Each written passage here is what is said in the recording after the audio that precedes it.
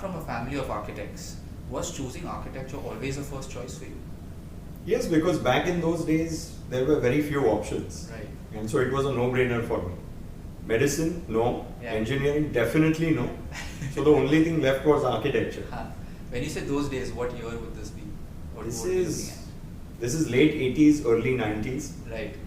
So architecture was the easiest choice to make because Why so? engineering was too complicated, Okay. and medicine I definitely didn't have a fancy for. Right. So was it like you had exposure around architecture when you were younger? Or? Of course, while I was growing up, Yeah. I saw my father, and Yeah. we had a very flourishing practice Right. back then. So I saw the glamour attached with architecture very early, Right. and so subconsciously it did make an imprint on me. Anything specific around architecture that you really that intrigued you towards it, or? Just my father is my reference point, Okay. so that got me Just the attracted essence towards of it. Just the essence of it, the Right. glamour associated with it. Right. I didn't have any clue of the grind behind the glamour, Yeah. but the glamour was what kind of attracted me towards it. Right. And again, there were not many avenues back Mhm. then. So We are talking of pre-internet, remember? yes. So probably that was like the first choice. Let's just try Correct, it. correct. Okay. For lack of better options or more options, if you will. Yeah. You know, when I connect the dots now, Yeah. one of my unique ability is simplifying things. Right. So I never took life more seriously than I should, and I always was in a habit of simplifying things, Right. make them as binary as possible, and so I really didn't go through the rigor of confusing my mind with multiple options and then complicating stuff and all that. It was a very natural, free-flowing choice, Right. and so I just went ahead with it. In fact, I started practicing when I was in my third year. Okay. I started practicing from then. I remember there was this valuation exercise for this top nationalized bank, Okay. and I did a lot of running around, Right. and so I got my first brush with government approved valuation. Right. You know. Was this an on-course project, or was it like a freelance project, or was it? No, like a this firm? was the firm's project, Okay. and I was assisting the firm Right. for that project. Yeah. So I dabbled in anything and everything, which was activity based. Right. So this was a large branch network, and we had to provide valuation for all these branches. Yes. So maybe I was naturally inquisitive, and I think that is one key ingredient, being inquisitive. Right. Not just for architecture, for anything you choose to do. Right. Being inquisitive always helps you to construct a better future. Right. I'm sorry, but can you give a little context of what you mean by when you were involved in valuation of the businesses? What exactly was it like? So valuation is basically with respect to architecture. Yeah. You're supposed to survey the premises. You're supposed to measure them, Right. find out the area. Then what is the cost of those premises Right. based on the ready-reckoner rates of that region. Then add furniture, fixtures, and all that. How much does the fit out cost, and therefore how much does the whole premise Right. cost? What is the value of those premises Okay. as far as the bank is concerned? Right. And then that is collated on a report, which of course a government approved valuer has a license. Okay. So then that report forms a part of the valuation. Right. It's So that way. I like, although I knew what valuation in general terms would be, Correct. It's a that. different context. Yeah, it's different, totally. Running your family business, how did you really how do you go about it? Was there a roadmap drawn by your father for you, or you made one for yourself? So he was my earliest memories of my father when I got into the profession. He was always busy. So the misconception of he being my mentor hands-on Right. is not really true. Okay. Of course, he is a mentor. He was a mentor to me, but that was by my own admission. Okay. He was always extremely busy. Right. We had a flourishing practice, like I said. Right. So he was in his own, schedule and routine and all that. I had to fend for myself, figure out on my own Right. what it was. And it was a lot of hard work, very rigorous days. Like I said, I was a student of architecture. Architecture itself is a very intense course. Right. So I used to finish college, come to the studio, and begin in the studio. So I was not very academically inclined, Right. though I was not a bad student. But I never kind of subscribed to the notion of what education was then. It was so far removed from mainstream that probably I felt the pangs of coming to the studio every single day. Right. Because that was my brush with mainstream. Right. That was practical, Yeah. this was theory. Yeah. And I was always a practical oriented person Right. Versus theory. Now I realize both are important. Yeah. But back then the attraction of performing, Actually doing stuff. actually hands-on. doing stuff, Yeah. exactly. How long were you with your father when you? Almost a decade. Oh wow. Almost a decade. I didn't figure out what I wanted to Right. become or do. Right. I just went through the paces. It was sheer hard work. Uh-huh. Now I realize it has primed me for what I'm doing now. Yeah. But back then it was no planning, no structure, nothing. Right. It was just backbreaking hard work Right. in the practice. We dabbled in a lot of things.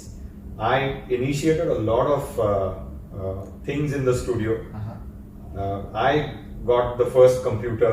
Right. I got the first licensed software in the company. Yeah. So all those kind of initiatives, I had the luxury of getting. Exploring even. Exactly. Yeah. Exactly. Not just that, I also explored into business process outsourcing.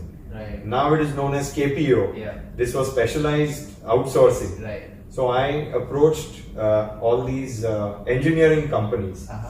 and I did their work on the side.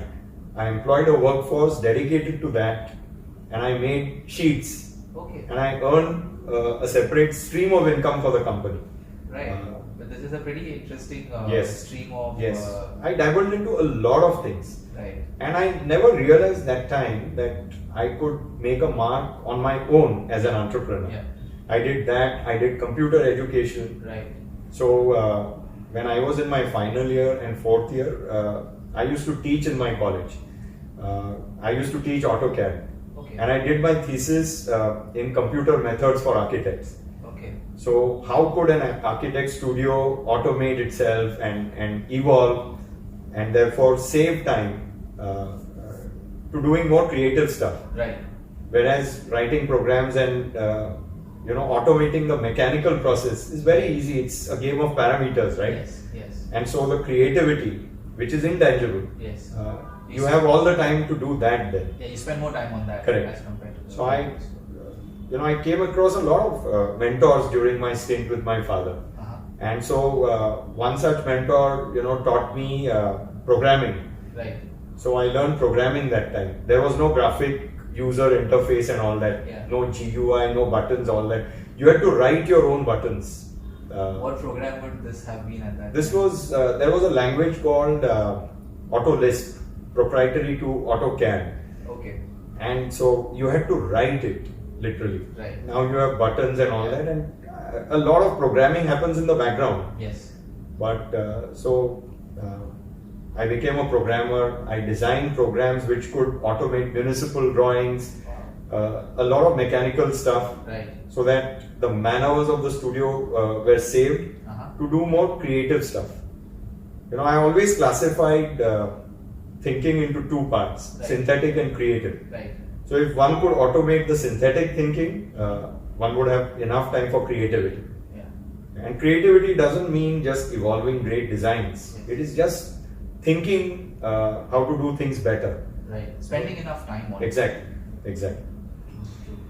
So while these are very interesting pointers that you shared, but being in a second, I guess it was a second generation entrepreneur. Correct. You must have had your own fair share of challenges as well in the context of being in the second generation.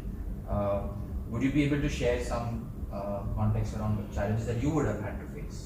So midway in my stint, which is probably year 5, year 6, Right. I started. I mean, I had a fair bit of experience by then. Yeah. 5 years is Good feeling. not less. Yeah. So in 5 years, I realized how the studio was functioning, how it was running. So I had a mental map of the flowchart of the studio. Right. And there were a lot of things I wanted to change or upgrade.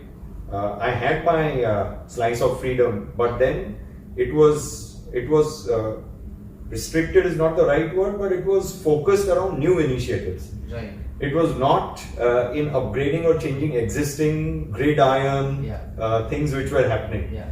And so I felt a bit stifled. Right. So that was the challenge. Right. But then, not just me, everybody, all my colleagues I know of, Yeah. we had a lot of patience and tolerance. Right. Our bandwidth was pretty wide. Right. And so I continued. Even though I knew, this, if I had my studio, it wouldn't be this way. Right. Or I would change this, or I would upgrade that. That was always a constant feeling. And I think it has served me very well now. Right. What is the biggest advantage you feel today about joining your family business before starting your own firm? Would you be able to share something around that? Advantage is a relative term. It is an overrated term. Right. I feel it is all about an individual mindset. Right. You could be employed, you could be in a family business, you Yeah. could be on your own. And I think the one word which distinguishes somebody who feels an unfair advantage versus one who feels challenged Yeah. is freedom. So if you feel a sense of freedom Right. in any of these three states I mentioned, I think there is always an unfair advantage you have. So it's all about how you feel. Right. You decide your state. Yeah. Yeah. And how would you put it in relative to, let's say, you had worked for some other firm? I'm talking in the context of you running a firm eventually, you starting a firm of your own eventually. Like a lot of people start, like they work for somebody for a long time, especially in architecture for 8, 10, 12 years, and then they start something of their own. Whereas you experience working with your family business and then started. So would you be able to have a relative perspective to it? So distinction between that and this, Yeah, from your perspective. I think the distinction was a very heightened sense of freedom. Okay. So I could do a lot more Right. when I had my studio. Right. To achieve freedom, you have to put in more hours. Right. The harder you work, the more freedom you experience. Right. That is very clear. And this myth of becoming the captain of your ship and painting the whole world red with your ideas and your excellence and brilliance, it comes crashing down when you become an entrepreneur. Yeah. When you start up, you report to everyone. Right. You automatically become a salesman to every person. Yeah. Anybody who breathes, you pitch. Right. That is how it is. But there is an uncanny feeling of freedom in that. Uh-huh. You are responsible. The buck stops with you, Right. and you take your wins, and you also take your challenges with you. Yes. And the earlier you realize that, the better for you. That is when your growth starts. It makes the process easier at least. It's very easy once you accept the fact Yeah. that the buck stops with you. Right. Things are a far lot easier from there. What was the best advice that you received from your father while working with him for the span of 10 odd years? The one thing I learned from my father, which has kept me in good stead even today, is dreaming big. You have to flex those dreaming muscles. Right. If you keep creating a future, you will remain very vitalized. You will look forward to the day. You will have a spring in your step. Your energy is different. Right. And the one thing which distinguishes success from otherwise is your quality of dreams. So that is one thing I learned from my father very distinctly. Of course, there were several other things I learned from him. Right. Resilience, persistence, perseverance, Yes. approachability, a lot of things. Right. But if I were to point my finger on one, Yeah. it is dreaming big. Right. Very relatable for me as well. Like when I was in my engineering third year, my uncle, who is also in the business, one thing he suggested is that I had just started reading books. Like, read this book called Magic of Thinking Big. by David Schwartz, and that will really. I mean, I was like, what can I do before I join the business? Is just start with this. Start with the thought process. Start with your philosophy, and it's really helped in a big way. Very relatable that way. Correct.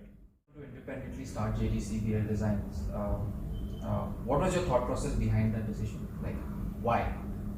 So towards the end of my stint with my father, we embarked on a corporate interiors project. Okay. Now this was the retail headquarters for a large public sector undertaking, and I immediately realized when I was in the project, there were a lot of challenging parameters in that project. But in the midst of all those challenges, I still realized this is my calling. So after almost 9.5 years, I realized this is my calling. Right. And then one thing I do is I take action very quickly. That is, I think, a superpower. Yeah. Taking action, whether it works, it doesn't work, is secondary. But taking action is very important. So I took action. I sought my father's blessings. I took his permission. Yeah. It was not very easy, let me tell you. Very challenging phase. For both. For both. I don't know about him. For me, definitely. But once I realized what my calling is, I said no, I have to start on my own, and then I started ground up, absolutely from zero. Right. And so I saw this gap Uh-huh. in quality, world-class offices. So I was well traveled, and like I said, I was always inquisitive. That observation lens was always there. Right. So I saw this is one avenue which could be parallel with the world. Civil construction and the way buildings evolved back then were definitely many decades behind some of the most advanced architecture in the world. But when it came to office interior design, it had the possibility and the opportunity to be at par with the world. Right. And so I chose that. Right. I saw a lot of gap between commitment and delivery here, and I said, I think I can fill that gap. Right. And there were stalwarts who were already doing this, already a decade old in this, and I saw a lot of success examples. Right. And when you study success examples, they always leave clues. Yeah. Yeah. You always kind of see blueprints. Right. You know, okay, this is what they have done. This Right. is what I could do better, or this is what I don't want to do. Yeah. Things like that. Yeah. So, with that in mind, I started. Right. Moment of experience while getting in this process. I mean, how long has it been since the inception of JDCPL? Almost 20 years. Wow. 2002. Right. So, what would you be able to categorize or identify a most challenging moment or period? Definitely the first 60 months. Okay. When everybody in the family wanted me to fail and go back to the family business. I mean, it was their love. Right. Right. But back then you don't see it that way. Yeah. And so it creates a lot of mental challenge. Right. When you're trying to excel and succeed at something, Yeah. and you're trying to study something, Yeah. but people are waiting for you to come back to the fold. Right. And this is not just my father, but Yeah. The whole family. the whole family. Yeah. Uh, Every day, Yeah. every night, No. family dinner tension. Exactly. Nobody saw the conviction. I mean, they saw the conviction, but nobody saw where this could go. Right. So that was the toughest phase. Uh-huh. Also, the business was not doing well. I was struggling month to month. Right. So first 60 months were definitely a big challenge. Right. How long do you think it took you to streamline your business? I mean, I'm still streamlining. You know, every year I realize, oh, this sucks. Right. This needs to be better. That needs to improve. Right. This needs to be removed. Right. Right. So it's all about simplifying. Yeah. I'm a natural simplifier, Right. and so every year my Uh-huh. challenge is how can JTCPL Designs run a new year. Right. I mean, without taking any names, I know so many examples who are 30, 40, 50-year-old practices Yeah. who have done the same thing 50 years, the same year 50 times. Right. Right. And I definitely don't want to be a practice like that. Right. So my challenge is how do I create opportunities for my team to learn, Uh-huh. something new every year. Right. Right. You know? And also in terms of like when you said initially there were like 60 months of struggle period. So post that, you think it moved into the next phase of an entrepreneur? Yes, definitely. So there's been no looking back since then. Right. But the reason it took 60 months was the goals were very high. Right. Right. I didn't choose the low hanging fruit, Yeah. doing a relative's residence or Right. this. Right. My first target was bank interiors. Now banks require pedigree. Right. Banks require a portfolio of projects to be seen. Yeah. There are people who are accountable on the other side. Uh-huh. So, it took a long time. Right. So, from a very personal learning perspective, when you choose a niche like this, and when you're a newcomer in the industry with your new firm, like not newcomer in the industry as such, but so how did you really like overcome this? Because it's like I can relate a lot to it. Like we pick certain niche and we want to be there, but to be there you need to have, as you said, multiple projects done, and which we don't have in our portfolio. So what was your like? How did you go about it? Exactly how you achieved this interview. Persistence. Right. That is one thing which will convert the toughest of people. Right. So you just take relentless action, and you keep the dream alive. Uh-huh. You find reasons to have that spring in your step every single day. Right. That is all you do. That is all you do. There are moments of weakness, Yeah. but you have to get up. You have to dust yourself and start running with the same passion. Right. Right. I think the key is passion management. And then one of my mentors taught me that Ninad, the inspiration is for amateurs. Anybody can produce great work when one is inspired. Right. How do you produce great work mechanically? That is the key. Right. Right. You're responsible. As an entrepreneur, you come, there are lives which look up to you, which are dependent on you, Right. per se.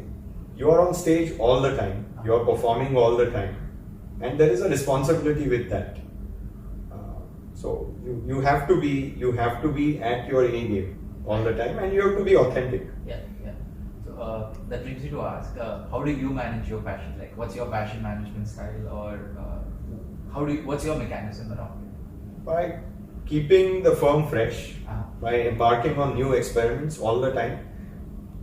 At no point in time have I not been a part of an experiment, even today. Right. And so the courage to always keep experimenting and to keep pivoting. The latest example is the pandemic. Right. So rather than freezing and waiting for things to fall in place, Yeah. and nobody knew when they would fall in place. Right.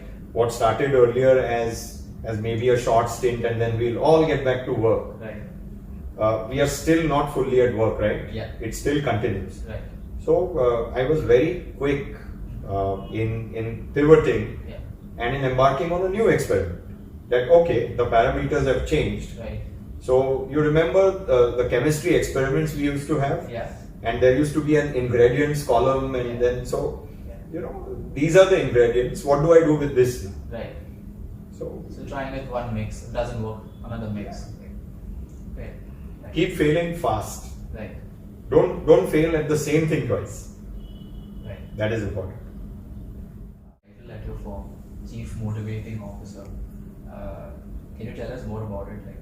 So honestly, that is not something which I chose. Okay. I use founder and principal. Right.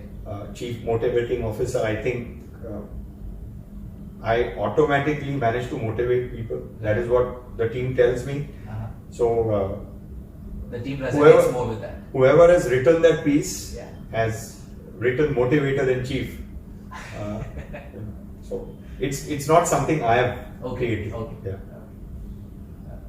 But I believe everyone, we all have the potential to motivate each other. Right. In some form of the other. Of course. Right. And I think you have to keep that opportunity open. Yeah. So, real time, this very setup, Yeah. this has motivated me. And, Right. I'm going to go back to my board. Right. I'm going to talk to my boys Right. and tell them 2 phones, flight mode. Yeah. What can we do with that? Yeah. Yeah. There are a lot of possibilities we can do with that. Right. we serve so many colleges. We serve with our man hours now. Uh-huh. I used to go to college and mentor final year design students. Not anymore, Mhm. but an architect in the firm does that even today. Right. So we believe that we have to be part of academia as well. Yes. If there is no mainstream intervention in academics, we are setting ourselves up for failure. Right. And so with that belief we do that. So now the dream is to reach tier 3 and places which don't have access Right. to quality experience. Right. So how do they get mentors? Right.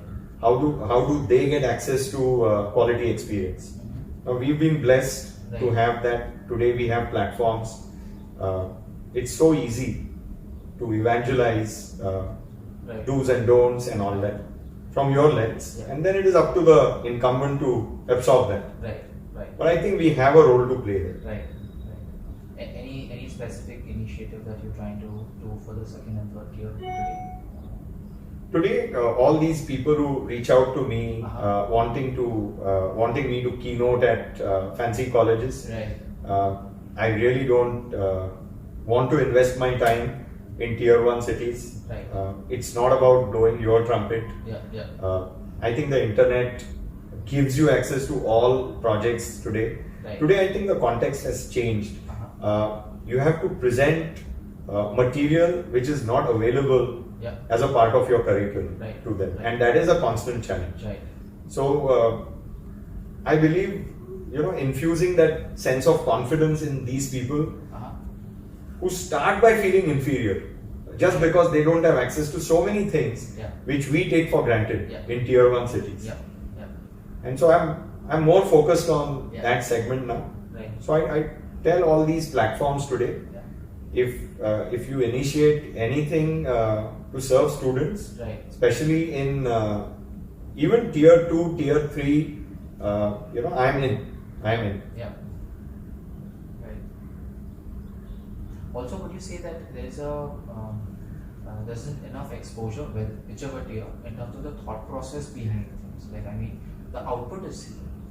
What's the result of this? But what's gone behind it to actually get to what it is, even if it's a project for that matter. Like, even if it's like amazing, like it looks great design, like eventually, but what was really the thought process? How did it lead to that? Would you say there's enough exposure around? There is enough and more exposure today Okay. to students of design than there ever was. Right. I mean, you have YouTube, Yeah. you have Instagram, you Yeah. have all these digital media platforms Uh-huh. which give you access to whatever you want, Right. Right. and that is so phenomenal. Yeah. Yeah. Today, icons are immortalized. Right. Their videos are uploaded out there. Right. It gives me also so much boost. Uh-huh. Even today, when I go back and I see a Zaha Hadid interview, Right. or an Arata Isozaki interview and all, it just motivates. Right. Everything is out there today. Yeah. Yeah. So I think we are currently in a no excuse world. Yeah. Anybody can be wildly successful today. Anybody, Right. literally anybody, and we Right. see so many examples of that. True. I don't have to tell them. We all know them, right? True. True. Yeah. Would you be able to name 3 resources that you rely on today in terms of design inspiration or architecture, or as an entrepreneur, any like go-to resources for you today? Digital. So there are 2 elements to running an architectural practice, Okay. and the biggest fallacy. This is from my lens. Okay. I share my personal experience, and I respect everybody's journey. Uh-huh. My comments are reserved for my journey, so that is one thing I want to clarify. Right. So I have realized for myself, it's this fallacy of doing everything on your own, which you have to conquer. And the minute you start delegating, you elevate automatically. Right. You elevate not just yourself, your practice, but you just elevate the standard of your dreams as well. So I stopped being an hands-on architect, I think 7-8 years back. Everything is delegated to the team. Right. My role primarily is to evangelize JTCPL Designs, what we are as a firm, what we can do to the consumer or the patron or the client, and what value we bring in. That is my role. So I am the chief evangelizer of JTCPL Designs. I don't even have the proprietary software on my computer. Because that is not my unique ability. And I think the way we run the practice is everybody performs in their circle of unique ability. And so my resources are more entrepreneurial in nature. So my number one inspiration today is my business mentor, Dan Sullivan. So pre-pandemic, I used to visit him every quarter in Chicago. And spend a day with him. So there's a lot of clarity in thought process I get from there. That is from where I've learned thinking on my thinking. So that is number one. And then the timeless classics. You already named one, The Magic of Thinking Big. There are so many of them. So even if you go further down, in the 1930s, there's this force of nature called Napoleon Hill.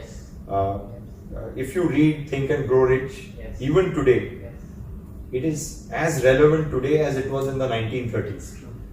So the context of that book was also the Great Depression. And today people find any and every reason to believe that we are in a depression. And that is where opportunity eludes them. You know, so timeless classics married with current. That is how I navigate my life. If I may ask, how did you come across the mentor Dan Sullivan that you mentioned? So there is a Japanese proverb: when the student is ready, the teacher appears. So you have to keep taking your action. You have to keep dreaming. You have to keep on keeping on. And automatically all these things they will pan out in your life. You manifest everything through your action. So you did seek him for a good amount of. I mean, so his story was very different. I was playing this CD in my car. You know, I have a habit of making the most of my time. You know, I have a time measurement system. You know, we have a lot of hours, and there is a lot of time leakage which happens if you don't monitor your time. And it is humongous how much time leaks out. So I use my conveying time to listen to all these things or read things like that. So I was playing this CD of Success Magazine. Success Magazine is a very good resource for entrepreneurs, and they used to come up with a free CD with the magazine. Now everything is on the cloud. You don't need a CD. And so Darren Hardy, who was the editor, he was interviewing Dan Sullivan. And when Dan spoke to Darren, it felt that he was speaking to me. 2 hours later, I signed up for his course. And here I am.